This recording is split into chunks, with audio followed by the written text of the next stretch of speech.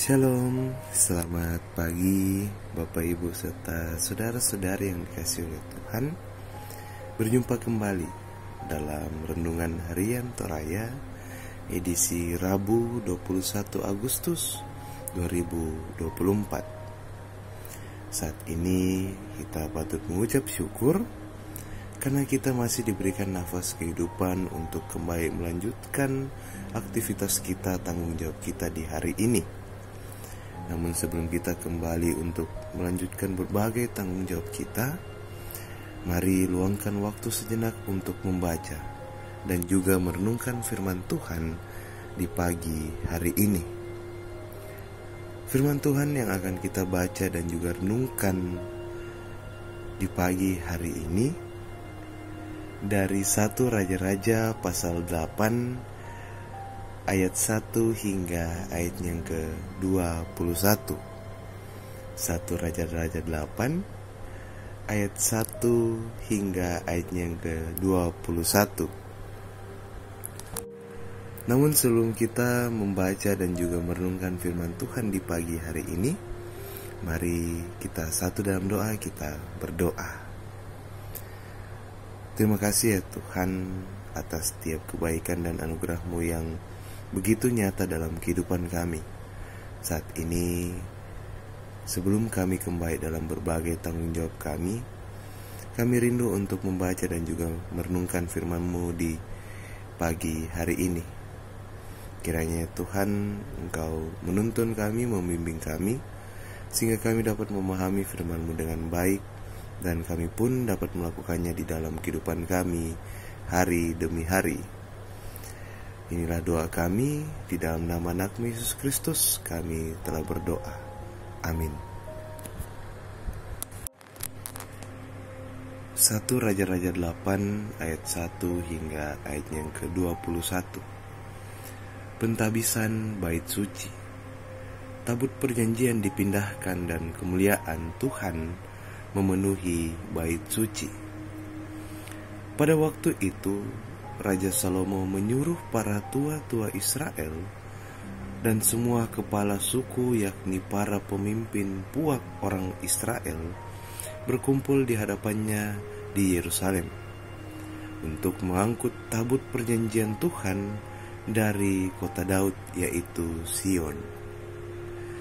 Maka pada hari raya di bulan Etanim, yakni bulan ke-7, berkumpullah di hadapan Raja Salomo semua orang Israel.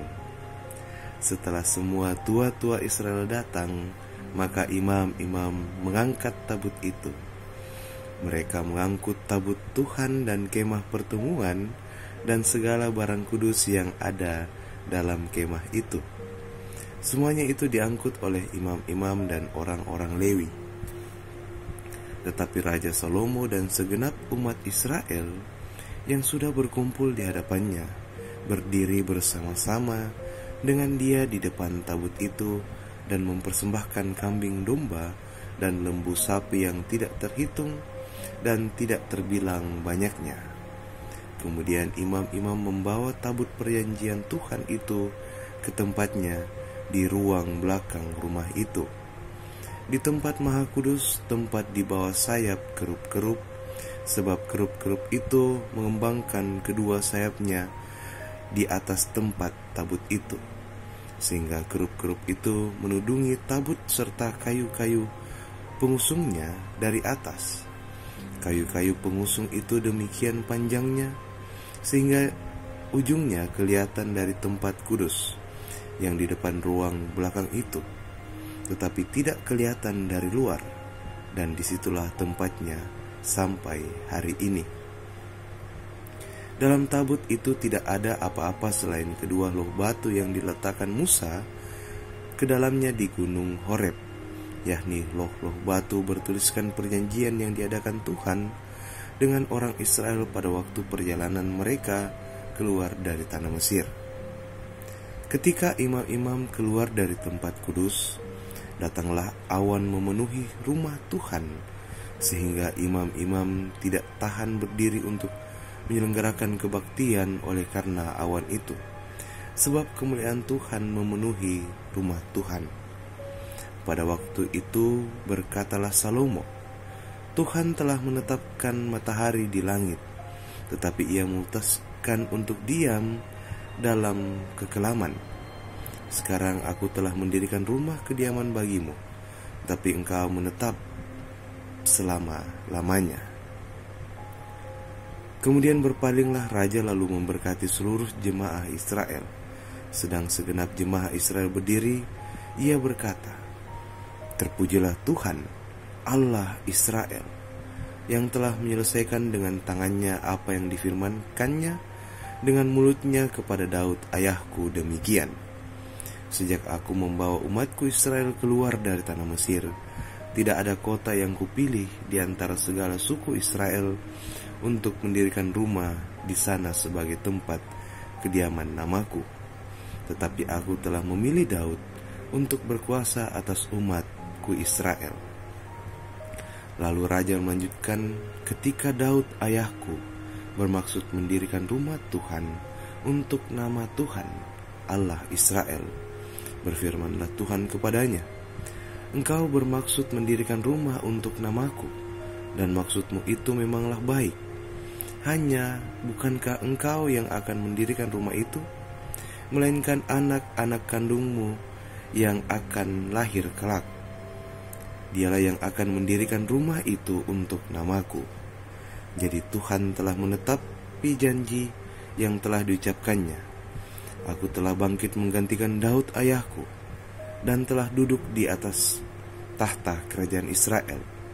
Seperti yang difirmankan Tuhan, aku telah mendirikan rumah ini untuk nama Tuhan Allah Israel, dan telah menyediakan di sana tempat untuk tabut, untuk memuat perjanjian yang telah diadakan Tuhan dengan nenek moyang kita, ketika mereka dibawanya keluar dari tanah Mesir. Amin, firman Tuhan. Bapak Ibu serta saudara-saudari yang dikasihi oleh Tuhan, dari pembacaan kita, satu tema yang akan kita renungkan bersama-sama, yaitu tempat yang kupilih. Tempat yang kupilih. Tuhan, kehadiran dan kediamannya adalah bagian yang tidak bisa dipisahkan dalam sejarah Israel, baik pada era perjalanan ke Kanaan maupun ketika mereka telah menjadi satu bangsa di bawah pemerintahan Raja Israel. Pada masa-masa itu, kehadiran Tuhan selalu disimbolkan dengan tabut perjanjian yang senantiasa dibawa oleh kelompok imam dan ditempatkan dalam tenda khusus sebagai simbol tempat dia berdiam. Perikop ini dibagi dalam dua bagian, yakni ayat 1-13 yang berfokus pada kehadiran Tuhan dalam baitnya yang telah selesai dibangun dengan membawa masuk semua perlengkapan kemah pertemuan. Bait itu sendiri tidak hanya di Gibeon, tetapi juga di kota Daud. Salomo mengumpulkan para tua-tua, kepala suku, dan leluhur orang Israel untuk beribadah penabisan bait suci. Awan yang memenuhi rumah Tuhan menjadi penanda kehadirannya yang membuat imam tidak dapat melanjutkan kebaktian. Kedua, ayat 14-21 menegaskan dasar pendirian bait suci yang semula telah ditetapkan Tuhan sendiri. Salomo menyadari bahwa dirinya hanya alat Allah untuk melakukan pekerjaannya. Tuhan memilih dan menetapkan kediamannya. Bait Allah kini tidak ada lagi, tetapi tidak berarti Tuhan tidak punya tempat berdiam. Kediamannya bukanlah batu yang mati. Sebaliknya, seluruh kepenuhan Allah berkenan berdiam dalam Yesus Kristus. Setelah membangun gerejanya, jemaat adalah kepenuhan Kristus dalam dunia. Yesus merupakan keselamatan bagi dunia, sebagaimana Allah telah menyelamatkan dan membebaskan Israel. Sementara gereja, sebagai kepenuhan Kristus di dalam dunia, adalah saksi untuk memberitakan keselamatan yang diperoleh dari Tuhan melalui Yesus Kristus. Gereja tidak mencari kemuliaan dalam dunia, tetapi semua semata-mata menjadi alat bagi pekerjaan di tangan Tuhan. Amin, firman Tuhan. Mari kita satu dalam doa, kita berdoa. Terpujilah Engkau ya Tuhan di tengah-tengah kehidupan kami, untuk setiap kasih dan anugerah-Mu yang Engkau selalu nyatakan di dalam kehidupan kami. Terima kasih untuk kesempatan yang Engkau berikan kepada kami, untuk senantiasa membaca dan juga merenungkan firman-Mu di pagi hari ini. Biarkanlah firman-Mu ini mengajarkan kami untuk senantiasa menyatakan kebenaran firman-Mu, sebagaimana kami gereja yang hidup, yang senantiasa hadir di tengah-tengah masyarakat untuk menyatakan bahwa keselamatan itu semuanya diperoleh dari Engkau melalui Juru Selamat, yaitu Yesus Kristus. Tuhan, ajarlah kami dan tuntunlah kami dalam menyatakan kebenaran firman-Mu di dalam langkah kehidupan kami. Ya Tuhan, kami akan kembali melanjutkan tanggung jawab kami. Kiranya Engkau memberkati kami, menuntun kami, sehingga apa yang kami lakukan, apa yang kami kerjakan, dan apa yang menjadi tanggung jawab kami, kiranya itu semuanya boleh seturut dan semuanya boleh berkenan di hadapan-Mu ya Tuhan. Demikian juga untuk keluarga kami, baik yang ada bersama-sama dengan kami maupun yang jauh dari kami. Tetapi kami percaya ketika kami saling mendoakan, maka dari doa itu kami dapat merasa dekat satu dengan yang lain. Ya Tuhan, kiranya Engkau hadir di tengah-tengah kehidupan mereka, berkati setiap pendidikan mereka, pekerjaan mereka, bahkan seluruh aspek kehidupan mereka. Kiranya Engkau senantiasa menuntun dan memberkati mereka. Ya Tuhan, kami pun juga mendoakan untuk setiap jemaat-Mu, Gereja Toraja Jemaat Taman Ria, di dalam kehidupan mereka, di dalam pekerjaan mereka. Kiranya Engkau berikan mereka kekuatan serta kesehatan, sehingga mereka boleh menjalani dan boleh beraktivitas dengan terus mengandalkan Engkau di dalamnya. Tuhan, mungkin di antara kami ada yang dalam kelemahan tubuh, ada yang dalam proses pemulihan. Oleh karenanya itu ya Tuhan, kami percaya Engkaulah yang mengenal umat-Mu, Engkaulah yang mengenal anak-anak-Mu. Nyatakanlah kuasa-Mu dalam proses pemulihan mereka, campur tanganlah di dalamnya, baik melalui obat-obatan, makanan, minuman, serta tenaga medis yang bekerja.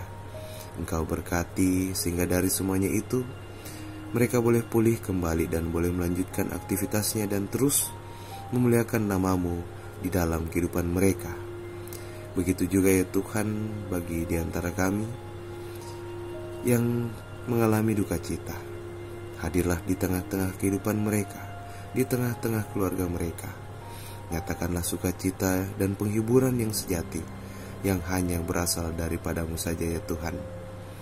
Tuhan, tak lupa juga kami mendoakan untuk setiap orang tua kami di dalam masa lanjut usia mereka, di dalam hari-hari tua mereka. Kiranya Engkau berkati mereka, tuntun sertai mereka, berikan mereka kekuatan kesehatan. Sebab kami percaya ketika Engkau hadir di tengah-tengah kehidupan mereka, mereka akan terus merasakan kasih-Mu dan anugerah-Mu yang begitu nyata di dalam kehidupan mereka. Tuhan, kami juga mendoakan untuk pelayanan kami di tengah-tengah jemaat-Mu. Kiranya Engkau berkati, Engkau menuntun kami, sehingga pelayanan kami itu semuanya boleh menyenangkan hati-Mu saja ya Tuhan.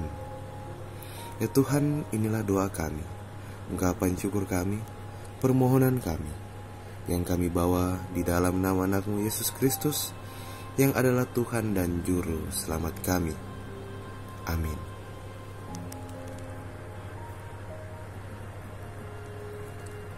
Demikianlah perjumpaan kita dalam Renungan Harian Toraya, edisi Rabu 21 Agustus 2024. Untuk itu, kiranya kita menjalani kehidupan kita dengan menyadari bahwa kita adalah alat untuk menyatakan pekerjaan Allah di dalam langkah kehidupan kita. terimalah berkat Tuhan. Kiranya Allah mengasihani kita dan memberkati kita. Kiranya Ia menyinari kita dengan wajah-Nya. Amin. Selamat beraktivitas, Tuhan Yesus memberkati.